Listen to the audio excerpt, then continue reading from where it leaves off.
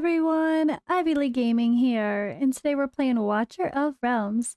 For today's video, we're going to start off talking about the summoning events. We need to discuss, should you summon this weekend? If so, which banner should you pull on? Does the fusion have much influence? And what's with the new hero? Let's take a look.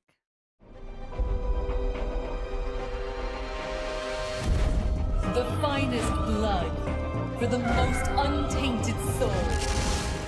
So I meant to put this video out yesterday, but yesterday was crazy. I started off with a collab to post first instead, which made me start a bit late posting videos for the day, but it was a really good conversation with Hell Hades regarding the ByteDance situation. If you don't know what I'm talking about, well, go watch that video.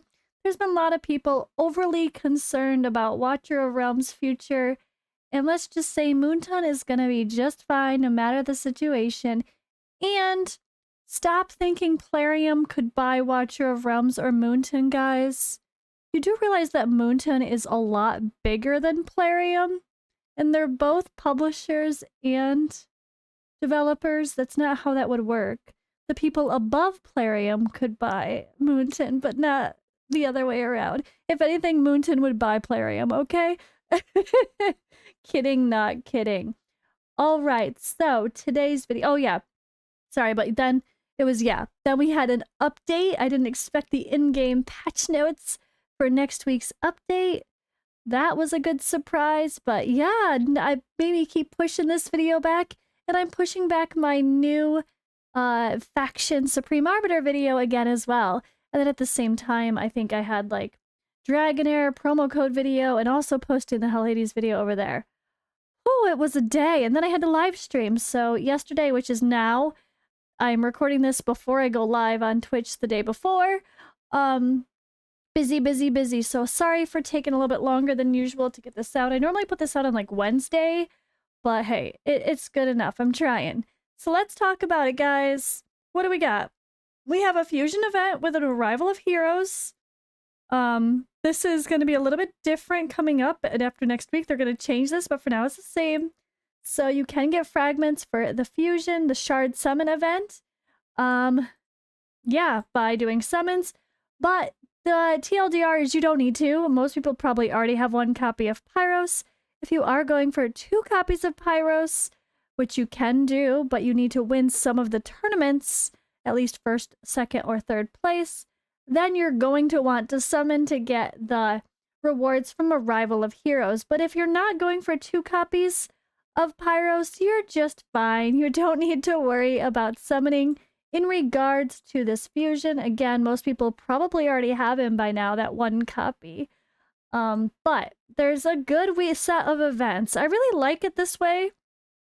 I mean, the 2 times plus a 10 times is really good when it's on really good characters, which it would be this weekend, I guess. But it's kind of nice to have it separate because not everyone might want to go for a specific 10 times. But so you might want to go for the 2 times instead, or you might want to pull your legendary summoning crystals like I do. I pull legendary summoning crystals when there is a 2 times event because it's the best chance to get legendaries like dramatically, right? A 6% to 12%. Plus it's the best chance to get legendary lords at the same rate of ancient summons. But I personally am a fan of 10 times events over 2 times events when it comes to the spirit invocation, because rare crystals, diamonds, those summons, that pity is still the same. Whether it's 2 times or 10 times, you still could... I mean, the pity's the same for divine either, but, as well, but it feels like a lot more. It is a lot more, dramatically more. Where a 0.5% chance just up to a 1% chance is not that exciting. You could still hit 200 for pity, or close to it, or more, and that never feels good when it's during a 2 times. So I'd rather, instead of boosted odds to get legendaries, I'd rather, when I pull a legendary, have a chance to get one I actually want. Plus, if we want the good epics along the way, that's a great reason to pull. And this banner is amazing. Now, I haven't even looked at Kai's kit yet. I think this will be fun to analyze together, so I wanted to do that with you. But the epics are so cool. Actually, all 3 of these epics were just referenced in my collab with Hell Hades. Head on over to his Watcher of Realms YouTube channel. We did a top epic conversation. It was supposed to be a top 10 epics. It kind of turned into a top 11, plus a bunch of honorable mentions. So yeah, he loves Aatrox, and I totally see why. Laurel is such a good enabler for some cheese strategies, and she's just so good in Baron. It will always be one of my favorite defenders, if not my favorite defender. So I love it. It's a really cool banner. And I mean, I think the TLDR, regardless of Kai on this banner, is if you don't have Vierna, you're insane not to pull on this. So let's start with the should you summon. Who should summon on this banner? Anyone, everyone. I'm sorry, I have to say that because Vierna is like the best AoE hero in the game. She's insane, especially if you get Silas too. They have a bond skill. You only need to own the hero. They don't need to be in the same team to take advantage of the bond skill, which is so cool. And honestly, it's just, she's such a game changer that I think it's worth the risk of lower rates at a 10 times to get the hero versus a 2 times to get legendaries overall. It's so worth the risk. Vierna is top tier, and hell, even people that have Viernas might spring at this chance to get some awakenings for her as well. So I think the honest TLDR is everyone should pull on this banner for Vierna because she is game changer. I'm so glad they have her again here, and she's so good. She's so good. I just actually got her right before this, so that feels a little bit weird, but hey. I'm gonna debate about my polls because there is also the consideration of hoarding a bunch of polls for sake of like Christmas events, right? Like I am sure, what do we got? The 22nd through the 24th will probably be some holiday events, I would assume, or the 29th through the 30th for New Year's. I am sure there's going to be more crazy events. We know that there's going to be a lot of holiday stuff like the skins. So it's so debatable if you want to like hold and maybe hoard for another, hopefully another 1+1. But I'm going to debate about my own summons. I don't even know how much I have right now, but I'm probably going to pull because I would love to get more copies of Vierna, and we want to check out Kai. And then we have Aatrox. We have a good set here. I don't have Aatrox maxed, and he's someone I'll probably get using here in the future. But you know what? Before we talk about the rest of this, or before I should say, this is after. This is after we're talking about it. Because honestly, this banner, whoever was with Vierna, I don't care. I would still risk it for Vierna. But is Kai good? That's the real question. I was going to start off this video just looking at their kits first and doing a quick discussion of the 10 times heroes. But I think at the end of the day, the reality of just Vierna 10 times, go for it. And you know, I probably should explain that a little bit further. So my reasoning for just go for Vierna 10 times while you can is, it's been a while, right? Since she was on a 10 times. It was last with Silas and Vierna, right? I think it was back in maybe the end of July or at best August.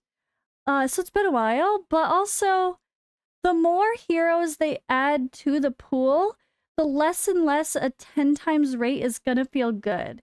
You know, like if you didn't watch it already, Fastidious did a video talking about 10 times rates, and I did a reaction video to that. And that was only talking about Lords, which was like 11 heroes. And you could see when you added just 1 or 2 more heroes to the pool, how much smaller the percentages get for the chance to actually pull all the heroes. And that's only going to get, the more and more added to the pool, the less and less it's going to matter. Because right now, let's say there's 100 heroes, and we add 9 more Vierna to the pool and 9 more Kai to the pool, and now we have 118 like pieces of the puzzle. The percentage of those ones is going to be okay, right? It's not bad. But what about when there's 200 heroes, and you add 9 more Vierna and 9 more Kai to the pool?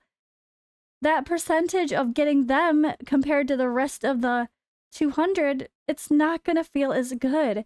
So the earlier you can grab the heroes that are must-haves in the game during a 10 times event in the game's development, the better, because they could turn into Raid Shadow Legends and never understand that 10 times means nothing when you have 800 heroes in the game. Okay, obviously not 800 legendaries, but in Raid Shadow Legends, a 10 times means nothing now. It's a joke, at least for regular shards. Maybe for the voids it still means something, but it's been that way for a long time. They've needed to increase it to 20 or 25 times for such a long time, and they never have. And hopefully when this game gets to that point where when they've like doubled their pool of heroes, they actually do increase the 10 times to a 20 times. But for now, it still means something, but we don't know if that'll ever happen. So grab your Vierna while you can. And let's go check out Kai. Let's go check out Kai. Alright, so Kai employs his massive crossbow to disguise his true mastery of tactics. By strategically utilizing terrains and traps, he not only provides considerable damage output, but also controls the battlefield with remarkable effects. He is a marksman piercer in the Piercer faction, so this nice big range here, which is like the same as Silas, that range will extend with using a Lord like Aracha or Lunaria, of course. So that's great. That'll turn his range into the range of like Maul, right? Alright.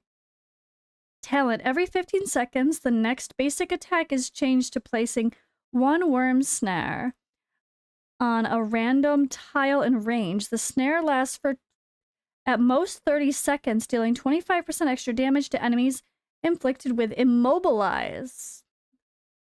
Okay, so Worm Snare triggers when enemies pass by, dealing 100% damage to up to 3 nearby enemies, while inflicting Immobilize on them for 3 seconds. When triggering in advance by a cluster projectile, deals 150% AoE damage to up to 5 enemies in a larger range and inflicts Immobilize on them for 5 seconds instead.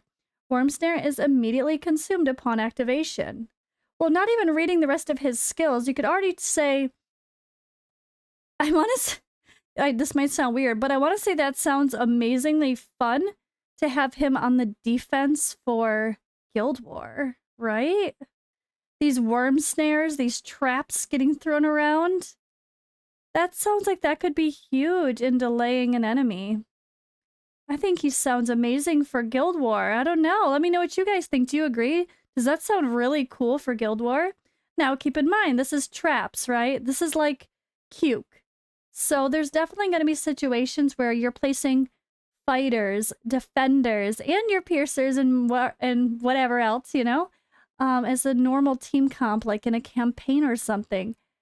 His worm snares could block the spot of fighters or defenders you want to place. So it might be best to remember that when placing him, and hopefully you can place your fighters and defenders before you place him so he doesn't block the spots you'd want to use. Just keep that in mind depending on what you're using.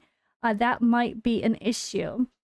So physical attack 100% damage to up to 5 enemy units.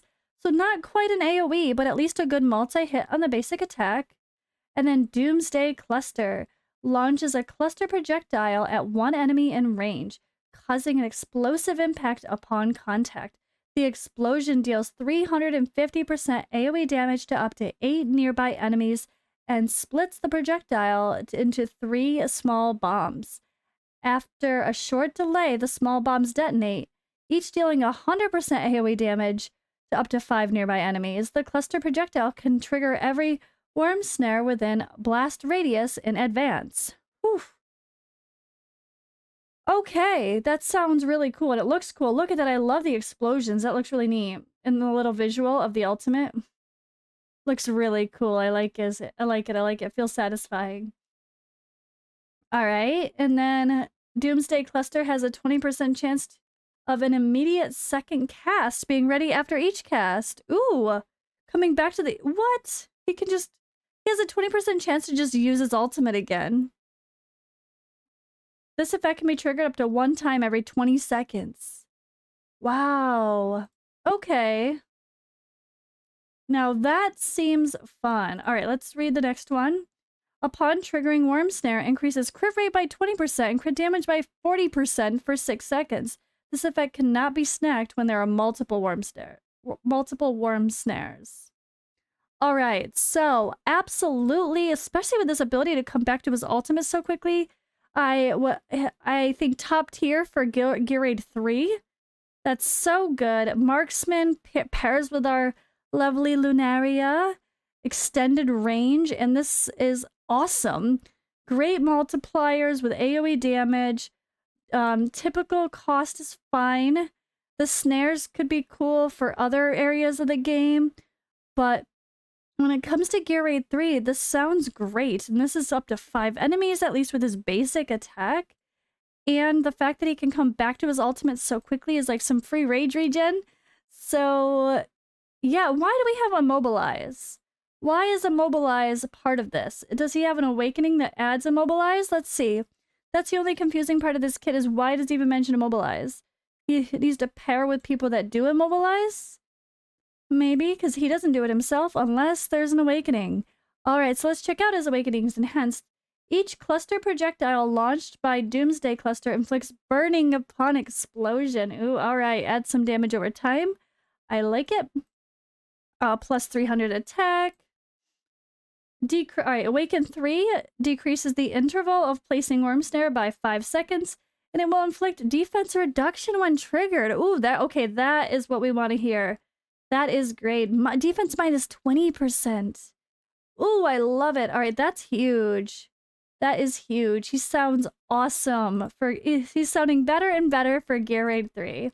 We got penetration plus 5%, and then each cluster projectile launched by Doomsday Cluster splits into 3 small bombs after explosion. Ooh, the extra bombs that deal more damage. Okay, yeah, he seems really fun, honestly.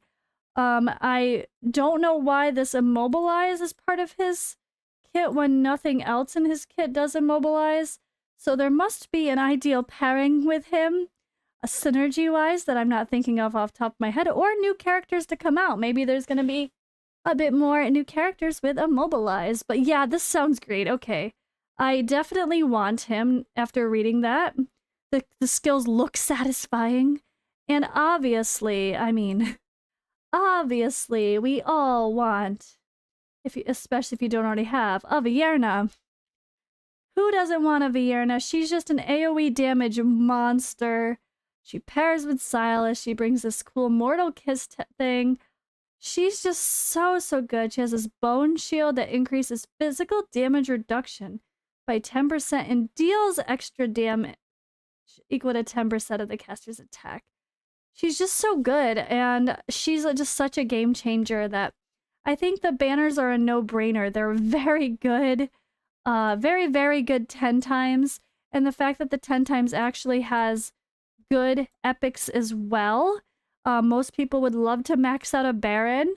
Laurel is highly used in content, and Aatrox is a really unique character that, as Hades mentioned, he uses a lot in Arena, but you can definitely use, I think, in Gear Raid 2 as well. He's really cool.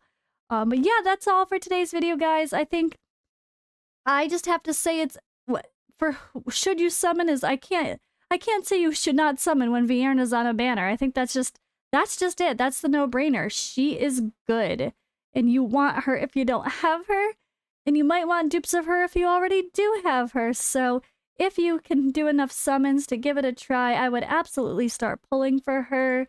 But maybe like I will stick to my trying to save my legendary crystals for the 2 times banner instead, maybe.